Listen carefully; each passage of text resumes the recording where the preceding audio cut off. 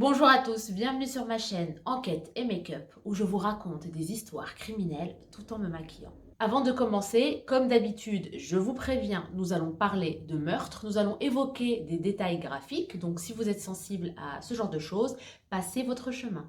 L'histoire d'aujourd'hui commence le vendredi 15 mars 2013 dans un village de la région de Compiègne, Caumont. Ce jour-là, vers 18 heures, Myriam rentre chez elle retrouver son compagnon Dominique. En arrivant, elle trouve le portail grand ouvert. Bizarre, bizarre.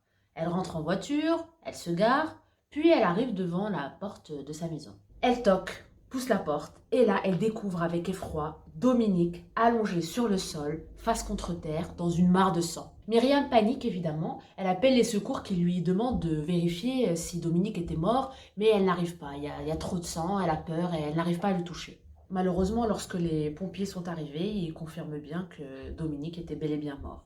Les policiers ont directement remarqué que sur le corps de Dominique, il y avait un coup de couteau au niveau du cœur, donc c'est probablement ça qui l'a tué directement. Dominique avait également des lacérations au niveau des mains, donc il y a eu probablement une lutte, il a essayé de se défendre, mais en vain. La police arrive sur place, la police scientifique surtout, et ils cherchent la scène et ils ne trouvent rien du tout. Ils ne trouvent ni empreintes, ni fibres, ni cheveux, rien du tout, ce qui est quand même assez bizarre. Donc d'habitude, on arrive quand même à trouver à chaque fois quelque chose, mais là, on va dire que le tueur a bien fait son travail. Il savait ce qu'il était en train de faire. Après examen du corps, le médecin légiste confirme donc que Dominique a reçu un seul coup de couteau au niveau du cœur, ce qui lui a été fatal, et il a ajouté que post-mortem, quelqu'un l'a roué de coups, donc quelqu'un s'est déchaîné sur lui avec une grande violence. Donc le tueur l'a assassiné, puis l'a roué de coups, donc c'était probablement une vengeance.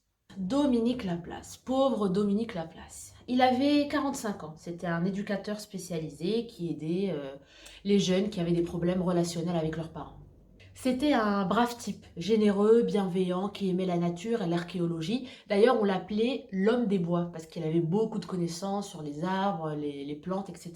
Il avait deux sœurs et il était avec Myriam depuis environ 2 ans et il la connaissait bien avant, ils étaient amis quand ils étaient au lycée. Rapidement après la découverte du corps, sa sœur Françoise se rend directement chez les policiers et leur dit « Je crois savoir qui est le tueur, c'est Véronique Pierret, son ex ». Véronique Pierret avait 54 ans. C'était donc l'ex de Dominique Laplace. Ils sont restés ensemble pendant 13 ans. Ils se sont rencontrés quand il a fait un accident de voiture et il s'est cassé le fémur. Il s'est retrouvé à l'hôpital et Véronique Pierret était une infirmière. Il avait 27 ans à l'époque et Véronique avait 36 ans et ce fut un véritable coup de foudre entre les deux. Véronique est une belle femme, entreprenante, séductrice, délurée, qui appelle tout le monde chérie. Enfin bref, c'est quelqu'un de très extravagant et flamboyant. Et Dominique, qui était quelqu'un de plutôt réservé, est complètement tombé sous son charme. Ce couple avait des hauts et des bas. Ils avaient une relation intense, charnelle, passionnée, explosive. Un genre de relation qui pour moi est un petit peu toxique, mais bon, ce n'est que mon humble avis. En tout cas, après 13 ans, Dominique a décidé de la quitter. Il faut dire que Dominique l'a très mal vécu. Elle lui a même jeté un pot de fleurs au visage et lui a cassé toutes les dents de devant. Et alors, quand elle a su que Dominique s'est mis avec Myriam, elle est rentrée dans une colère folle. Elle lui a même dit « Tu ne vas pas refaire ta vie comme ça, je te crèverai, tu ne sauras pas quand. » Ah ah. Et il faut dire que Dominique avait peur, parce qu'il savait de quoi elle était capable. En interrogeant les proches de Dominique, il s'est avéré que ce dernier n'avait aucun autre ennemi que Véronique, et donc pour les policiers, c'était quand même une piste assez sérieuse. Ils sont donc allés chez elle la questionner. La Véronique que les policiers ont rencontrée était loin de l'image qu'on leur avait faite, parce que là, ils sont tombés sur une femme plutôt réservée, aimable, coopérative, voilà quoi. Et puis surtout, elle était en béquille. Alors un tueur en béquille, ça marche pas trop. Les flics ont été très honnêtes avec elle. Ils lui ont dit, voilà, plusieurs personnes de l'entourage de Dominique nous a dit que vous aviez des problèmes et que vous étiez probablement la coupable de son meurtre. Véronique leur a assuré qu'elle avait complètement tourné la page, que cela faisait 6 mois qu'elle l'avait pas vu, que oui, ils avaient eu leur conflit, mais que c'était dans le passé, qu'elle l'aimait encore beaucoup et qu'elle n'aurait jamais pu le tuer. Et surtout, Véronique leur a dit que la nuit du 14, elle dînait avec son neveu favori, Mallory, qui venait lui présenter sa nouvelle copine, Emily. Et que ça s'était tellement bien passé qu'ils ont également dîné ensemble le lendemain, donc le 15 au soir, et qu'ils ont passé toute la soirée ensemble. Les policiers ont validé cet alibi auprès d'Emily et de Mallory, donc ils n'avaient aucune piste. Le lendemain, le samedi 15 mars 2013, à 40 km environ du village Caumont, José Barrère et sa copine Laura regardent la télé. Soudain, quelqu'un toque à la porte. José va voir, il ouvre la porte mais il n'ouvre pas les volets. Et là, il entend une femme lui dire Bonjour, je crois que j'ai rayé votre voiture, est-ce que vous pouvez sortir s'il vous plaît pour faire un constat ?» José, évidemment, ouvre la porte et suit la dame jusqu'à la voiture pour voir l'étendue des dégâts. Entre-temps, Laura, sa petite amie, elle a un pressentiment, elle veut savoir ce qui se passe, donc elle se lève, elle regarde par la fenêtre, et là, elle voit une voiture qui part en trombe, elle démarre en trombe, et elle distingue dedans deux silhouettes. Elle se précipite vers la porte d'entrée, et là, elle retrouve José allongé par terre dans une mare de sang. Il avait reçu une balle en pleine tête.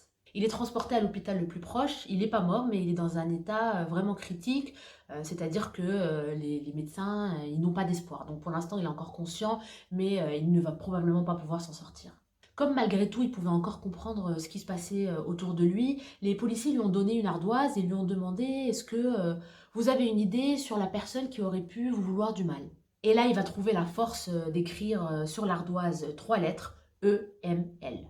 Les policiers se sont directement retournés vers Laura en lui demandant « Est-ce que vous avez une idée de la personne qui se cache derrière ce EML ?» Et elle a directement dit son ex qui s'appelle Emily.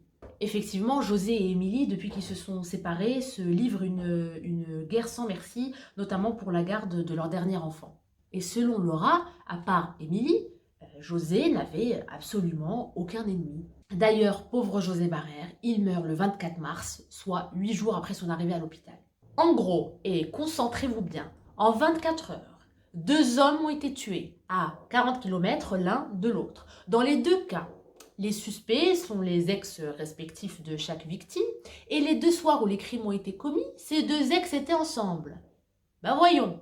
Oui, enfin bon, à ce niveau, moi je dis, il n'y a plus de coïncidence. Les 2 suspectes, Véronique et Émilie, sont donc placées en garde à vue et elles vont immédiatement nier, elles n'ont eu aucune implication dans les 2 meurtres. Véronique étant très coriace, ils ont décidé de mettre la pression à Émilie qui avait l'air un petit peu plus fragile. Et en effet, après 10 heures d'audition à peine, elle a craqué et elle leur a dit « Moi, je n'ai absolument rien fait, mais je sais qui les a tués, c'est Tata Véro et son neveu Mallory. » Elle leur a dit que Mallory lui-même lui avait avoué les 2 meurtres et qu'elle avait peur des représailles, c'est pour ça qu'elle ne les a pas dénoncés, parce que Véronique l'avait menacée en lui disant « Je vais te tuer, ton fils et toi, si tu vas dire quelque chose à la police. » Ils vont arrêter Mallory qui lui va directement avouer. Donc il va leur dire oui, c'est moi l'auteur des 2 meurtres. Par contre, j'ai été manipulée par Véronique et Émilie parce que c'est elles qui ont commandité les 2 meurtres. Et Mallory va leur raconter ce qui s'est passé. Déjà, c'est Émilie qui a commencé. Émilie a dit à Mallory qu'elle n'en pouvait plus de toutes ces histoires de garde avec José, qu'elle ne pouvait pas supporter lui laisser son fils et qu'il fallait absolument qu'il en débarrasse. Mallory étant un petit peu perdu, il ne savait pas trop quoi faire, il est allé voir sa tante Véronique pour lui demander conseil. Et cette dernière, au lieu de faire son travail de tante et lui dire non quand même, tu vas quand même pas tuer quelqu'un, c'est mal, c'est pas bien d'assassiner les gens, elle va lui dire tu veux tuer José Barrère, ok, je veux bien t'aider, par contre on tue aussi Dominique Laplace. Sa seule condition c'était d'abord de tuer Dominique Laplace, comme ça c'est fait. Le jeudi 14 mars 2013, donc, Mallory et Véronique se préparent pour aller tuer Dominique Laplace et entre-temps, Émilie Viseur reste chez elle et s'envoie des messages sur les téléphones de Mallory, les téléphones de Véronique pour mettre en place leur alibi. À 22h, Mallory va chercher sa tante en voiture qui est complètement prête. Elle a un couteau, elle a une carabine, elle a un sac avec des bonnets, des gants, des perruques pour pas qu'on les reconnaisse et pour tuer sans laisser de traces. Ils se garent en bas de la rue, ils arrivent devant chez lui, Véronique se cache derrière un buisson et c'est Mallory qui va toquer à la porte de Dominique Laplace parce qu'ils savent que si c'était Véronique, Dominique qui a peur de Véronique ne va jamais lui ouvrir. Du coup, Mallory tape à la porte et dit qu'il a fait un accident de voiture et qu'il a besoin d'aide. Dominique étant quelqu'un de super généreux, super serviable, il va pas réfléchir, il va directement sortir pour aider ce jeune homme. Malheureusement, dès que Dominique Laplace a ouvert la porte, Mallory lui a enfoncé son couteau dans le cœur et l'a tué sur le coup.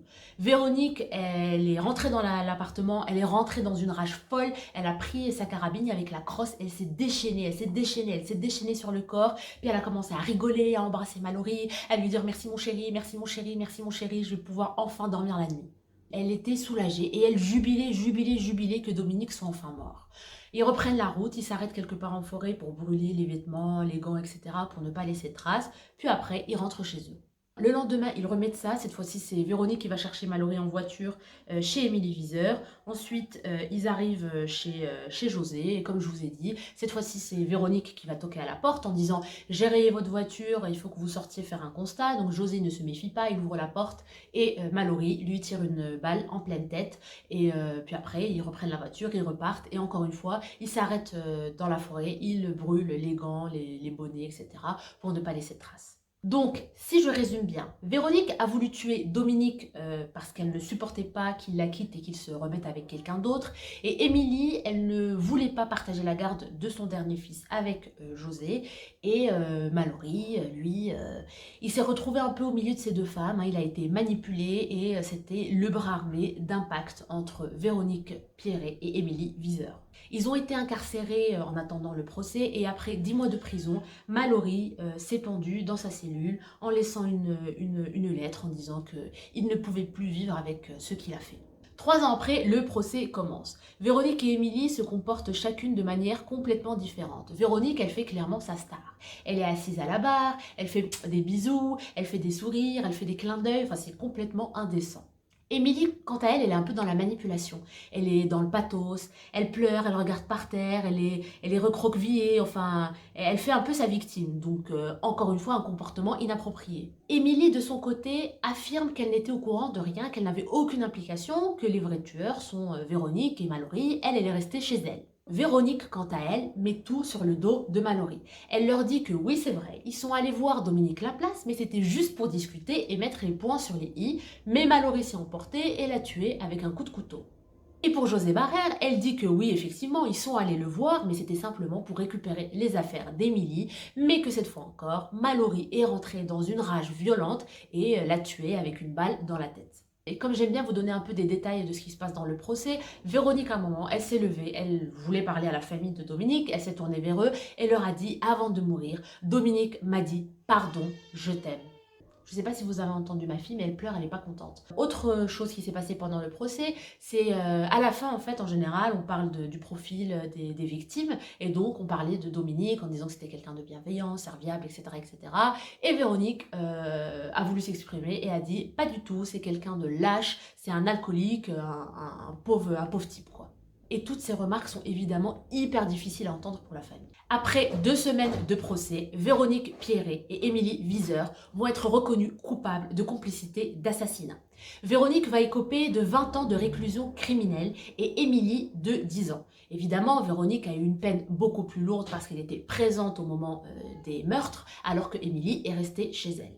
En tout cas, elles ne vont pas faire appel, d'abord parce que peut-être elles ont enfin assumé leurs actes, mais aussi parce que leur peine est quand même clémente par rapport aux faits. D'ailleurs, les familles des victimes ne sont absolument pas satisfaites des peines, elles espéraient la perpétuité et on peut complètement comprendre pourquoi. Mon histoire s'achève ici, j'espère que ça vous a plu. Si c'est le cas, n'oubliez pas de liker ma vidéo et de vous abonner à ma chaîne pour ne rien rater. En attendant, je vous fais des bisous.